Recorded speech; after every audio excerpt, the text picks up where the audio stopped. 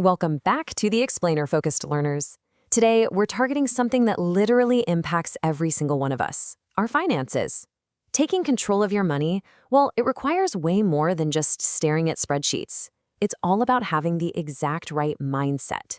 So we're going to explore a highly curated list of essentials to help structure your life for actual long-term success. So how do you actually master your money? It's kind of like the ultimate puzzle, right? I mean, it can feel completely overwhelming with, a million different voices telling you what you should or shouldn't do. But today, we're cutting right through all that noise. We're looking at a beautifully concise, super straightforward roadmap derived directly from our source material that really distills down the absolute core philosophies you need. Okay, let's dive into this. Our source kicks things off with absolute clarity, stating, point blank, here are 5 books to read to master your money. No fluff, just a direct path.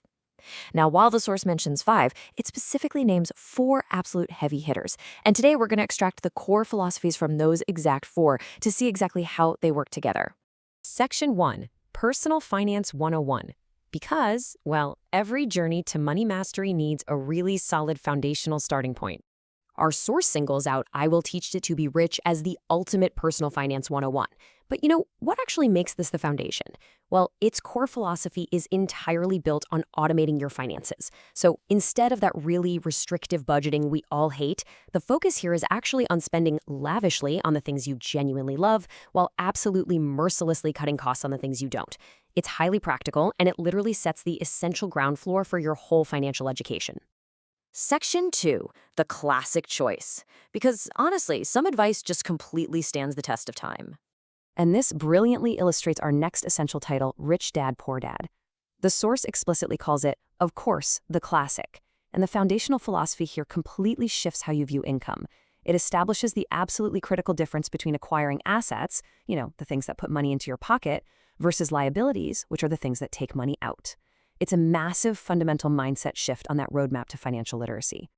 Let's move to and see how this builds into Section 3, Fastlane and Psychology. The source specifically points out the millionaire Fastlane, calling it a good one. And this is where the strategy shifts pretty dramatically. The philosophy here explicitly rejects the whole slow wealth approach, the standard savings accounts and standard 401ks. Instead, it really emphasizes business scale and velocity.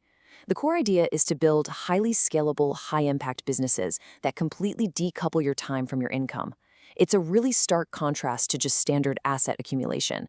Rounding out the specific titles mentioned in our source is The Psychology of Money. This one really provides the crucial behavioral anchor to the whole toolkit. Its core thesis argues that doing well financially actually has very little to do with how smart you are, and absolutely everything to do with how you behave. It highlights vital, often totally overlooked concepts, like the invisible roles of luck and risk, and the profound importance of finally knowing when enough is enough. Section 4, the final takeaway. Time to zoom out and look at the big picture we've just constructed.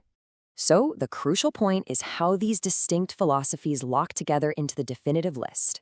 I Will Teach You to Be Rich, Rich Dad, Poor Dad, The Millionaire Fastlane, and The Psychology of Money.